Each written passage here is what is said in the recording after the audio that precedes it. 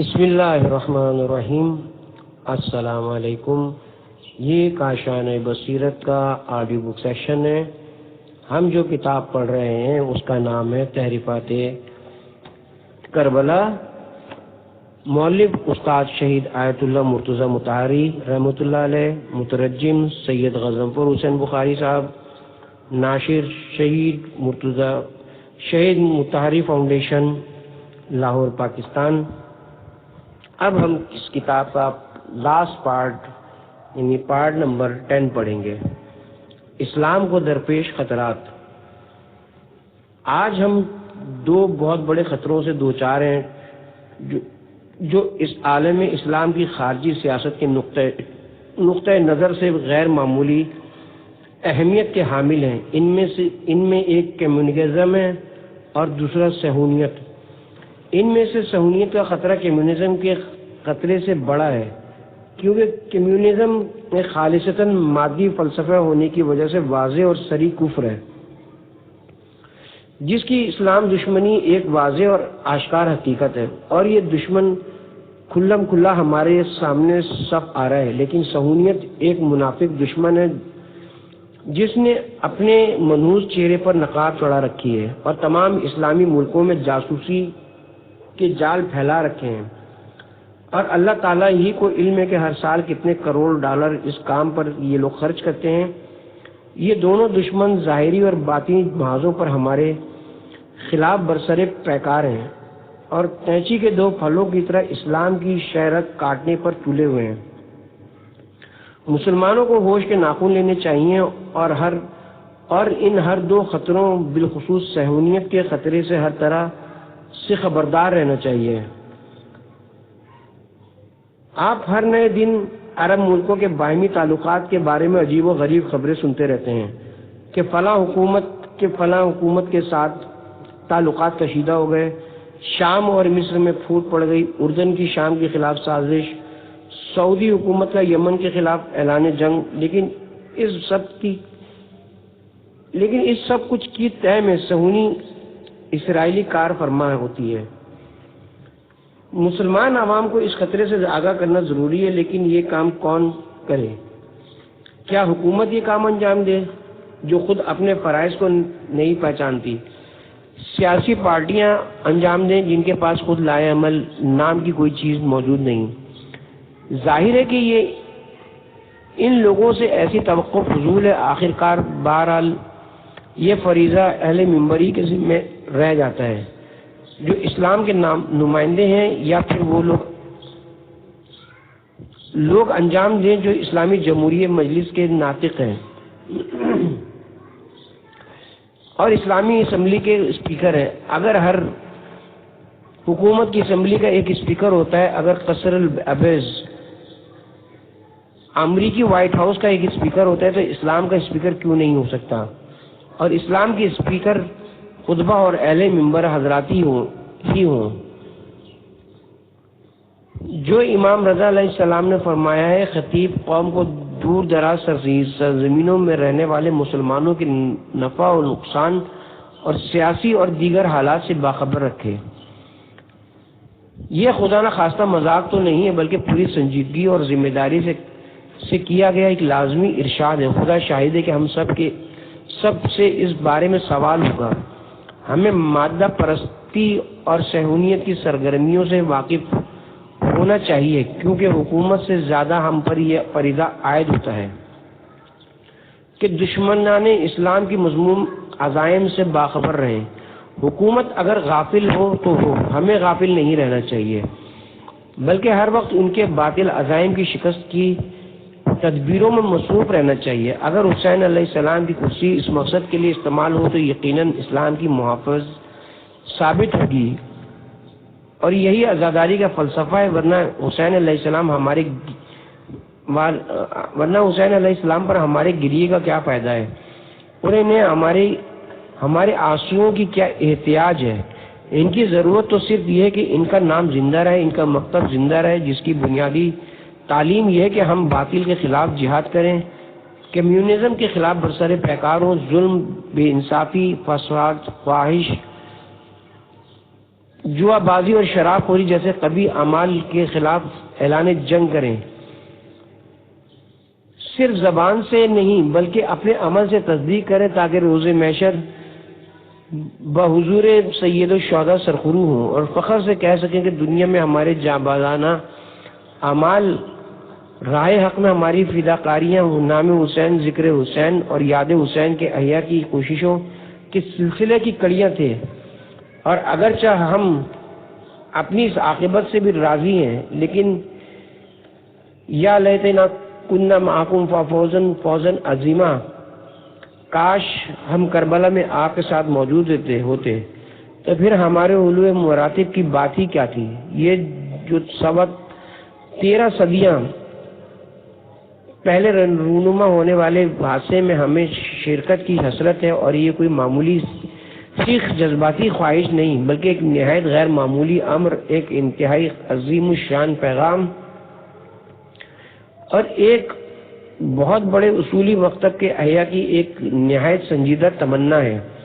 یہ حسرت ہم سے تقاضا کرتی ہے کہ اس مکتب کی تعلیمات کی روشنی میں حسین علیہ السلام کے پرچم کے سائے میں حق کی راہ پر گامزن اور باطل کے خلاف مصروف جہاد رہیں۔ شب عاشور بھی کیا شب تھی، یہ عجیب شب حسین علیہ السلام اور آپ کے یاران جانثار پہ کیسے گزری؟ کیا یہ تاریک رات تھی جس کے اندھیروں میں انہوں نے زندگی کی راہیں کھو دی تھی، یا پھر کیا یہ ایک روشن رات تھی، غیرت روز روشن رات جس میں انہوں نے اپنی زندگی کی قطعی تراب متعین کی تھی؟ یہ سوال اس چراغ سے کیا جائے جو گل ہو کے بھی اس رات کی نورانیت گھٹا نہیں سکا تھا۔ حقیقت یہ ہے کہ آپ نے ایک شب کی مہلت طلب فرمائی تاکہ اپنے خالق حقیقی کے ساتھ جی بھر کے راز و نیاز اور مناجات کر سکیں اور اس سے ملاقات کی تیاری کر سکیں۔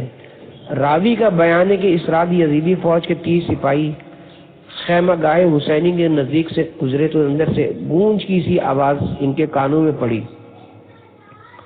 وہ مزید نزدیک آ گئے تاکہ اندر کی صورتحال کا اندازہ کر سکیں اور قنات خیمہ سے کان لگا کر خاموش کھڑے ہو گئے۔ یہ گونج تسبیح و تحلیل اور دعا و مناجات کی تھی۔ شہد کی مکھیوں کے چھتے جیسا زمزمہ ان کی آوازوں سے پیدا ہو رہا تھا۔ کسی کی زبان پر رکوع کی حالت میں سبحان ربی العظیم و بحمدہ کے الفاظ تھے تو کوئی سجدے میں گرا سبحان ربی العالی کہہ رہا تھا، کوئی قرآن مجید کی تلاوت میں مشغول تھا تو کوئی تسبیح و تقدیس الہی میں محو تھا۔ سپاہی اس مسحور کن پاکیزہ ماحول میں کھو گئے اور یک زبان ہو کر بے ساختہ بول اٹھے، ہم بہت بڑے دھوکے میں رہے۔ پھر امام علیہ السلام کی خدمت میں حاضر ہو کر اپنے کیے پر پچھتائے اور تائب ہو کر جانثاروں میں شامل ہو گئے۔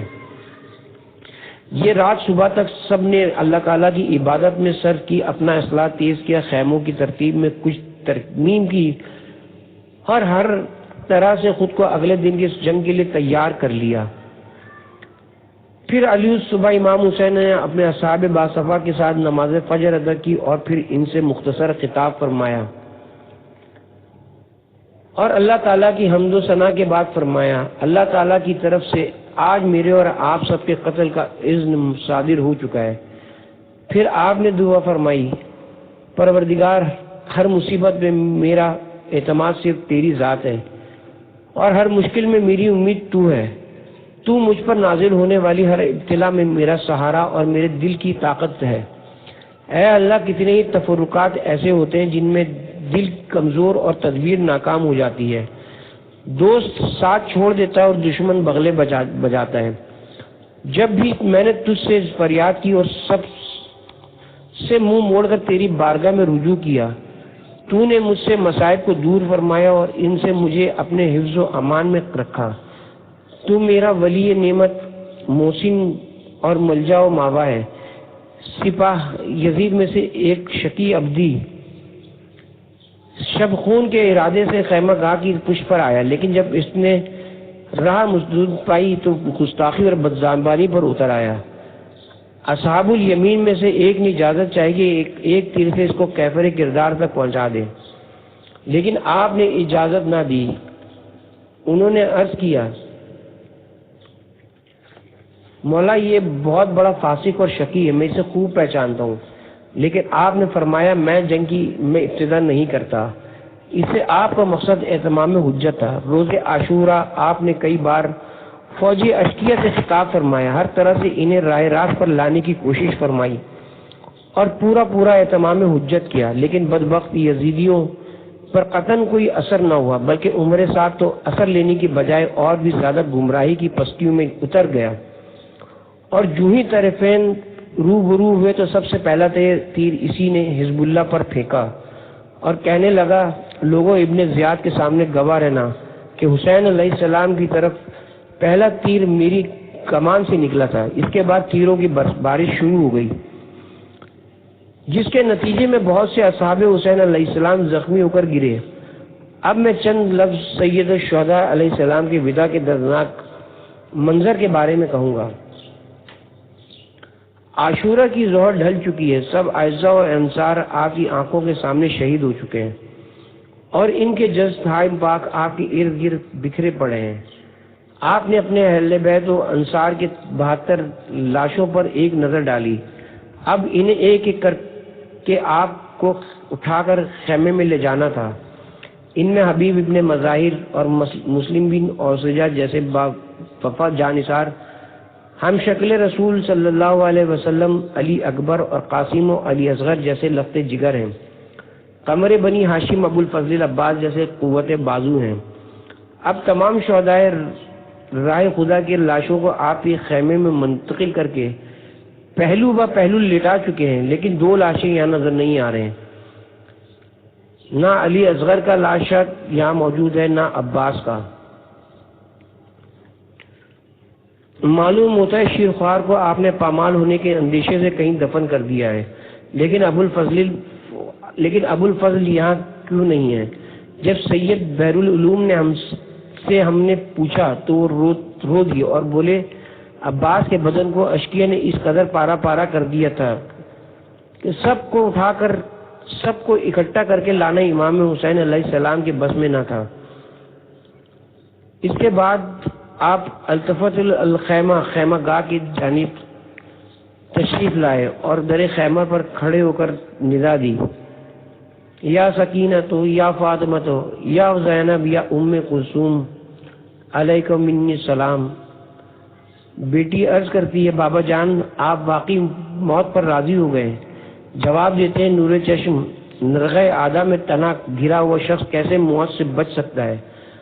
آپ کو وداع کا ایک اور موقع ملا، جس کی وجہ یہ تھی کہ آپ نے نہر فرات کی طرف سپاہی یزید پر حملہ کر کے 4000 تیر اندازوں کو بھگا دیا اور اس کی صفیں دھرم برم کر دی۔ فرات پر پہنچے تو پانی میں داخل ہو گئے اور جیسے کہ گھوڑے سے مخاطب ہو کر فرمایا پانی پی لے، لیکن اس پہ وفا نے اپنا سر اور بلند کیا جیسے کہ جواب دے رہا ہے، مولا یہ کیسے ہو سکتا ہے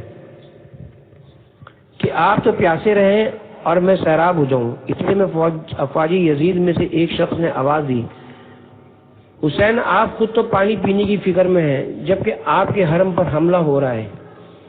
اس طرح آپ دوسری بار خدا حافظی کے لیے خیمہ گاہ میں تشریف لائے، اہل حرم کو صبر و تحمل کی تاکید کی اور اللہ تعالیٰ کی طرف سے انہیں اجر کریم کا وعدہ انہیں یاد دلایا ہے۔ ان سے فرمایا، میرے بعد تم سب کو قیدی بنا لیا جائے گا، اس لیے ابھی سے قیدیوں کا لباس پہن لو، ہر قسم کے مصائب کے مقابلے کے لیے تیار ہو، اللہ تعالیٰ تمہارا حافظ و نگہبان ہو۔ دشمن جتنا بھی ظلم کرے صبر و شکر کا دامن ہاتھ سے نہیں چھوڑنا، اور کوئی ایسا لفظ تمہاری زبان پر نہ نکلے جو تقدیر خدا بندی پر رضائے مطلق کے منافی ہو۔ اللہ تعالیٰ کی نظروں میں تم ہی معزز و محترم ہو، جبکہ تمہارا دشمن حقیر اور ذلیل ہے۔ عاقبت تمہاری ہے اور تمہارے دشمن کے لیے خزی دنیا میں ذلت و خواری اور عذاب الآخرہ آخرت میں عذاب و رسوائی مقدر ہو چکی ہے۔ سبحان اللہ، کیا ایمان اور کتنا اطمینان ہے! اپنی آنکھوں سے یہ سب کچھ دیکھ لینے کے بعد بھی رضا کی کس منزل پر ہیں؟ اپنے عظیم مقصد میں کامیابی کی روحانی مسرت کا نور رخ اقدس سے پھوٹ رہا ہے، چہرے کے تیور فزتو رب الکعبہ کے تاثر سے دشمن کی شکست فاش کا اعلان کر رہے ہیں. یہ آخری ودا ہے، اب آپ لوٹ کے نہیں آئیں گے، اب آپ شہید ہونے تک جنگ کریں گے. لیکن یہ کیا جنگ ہے؟ نہ چشم فلک نے کبھی ایسی جنگ دیکھی، نہ گوش کائنات نے کبھی سنی. ایک عینی شاہد کا بیان ہے، میں نے دیکھا مظلوم کبھی نہیں دیکھا کہ جس کے فرزند و برادر اور یاران و اصحاب اس کی آنکھوں کے سامنے قتل ہو جائے اور خود بھی زخموں سے چور ہو، لیکن اس کے باوجود اس کی شجاعت کا یہ عالم ہو کہ تلوار سونت کر جس طرف بھی رخ کرے ہزاروں مسلح دشمن اس کے سامنے اس طرح بھاگے کہ گویا بھیڑے ہیں جو بکھرے ہوئے شیر سے بھاگ رہی ہیں. خیمہ گاہ سے قریبی ایک جگہ کو آپ علیہ السلام نے نقطۂ یورش قرار دیا ہوا تھا تاکہ آپ علیہ السلام کی آواز خیمہ گاہ تک پہنچ سکے. حملے کے وقت آپ علیہ السلام اس نقطے سے زیادہ دور نہیں جاتے تھے تاکہ خیمہ گاہ پر بھی نظر رہے. حملے کے بعد جو ہی واپس تشریف لاتے تھے اہل بیت رسول صلی اللہ علیہ وسلم کو اپنی موجودگی کی خبر جملہ لا حول ولا قوت الا باللہ العلی العظیم سے دیتے کہ کوئی حرکت، کوئی طاقت اور کوئی عمل تیری مشیت و ارادے کے بغیر ممکن نہیں. اگر جنگ ہے تو اس کی قوت و قدرت بھی تو ہی نے دی ہے، اگر صبر ہے تو بھی تیری ہی توفیق سے ہے، اور اگر شکر و رضا ہے تو بھی تیری نگاہ کرم سے ہے. میرا جو کچھ بھی ہے تیرا ہی تو ہے، دنیا میں تو ہی تو ہے. میں اکثر سوچتا ہوں کہ پیاس سے کانٹا بنی ہوئی زبان سوکھے ہوئے منہ میں کیسے حرکت کرتی ہوگی. تھوڑی دیر سستانے کے لیے آپ ٹھہر جاتے ہیں. ایک شقی کے پتھر کی ضرب سے جبین اقدس سے خون جاری ہو جاتا ہے. دامن سے اسے پوچھنے کا ارادہ کرتے ہیں کہ ایک شقی ازلی سینہ مبارک میں زہر آلود تیر اتار دیتا ہے. بسم اللہ و باللہ والا ملت رسول اللہ ولا حول ولا قوت الا باللہ العلی العظیم وصلی اللہ علی تعالی علی محمد وآلہ الطیبین الطاہرین. اللہ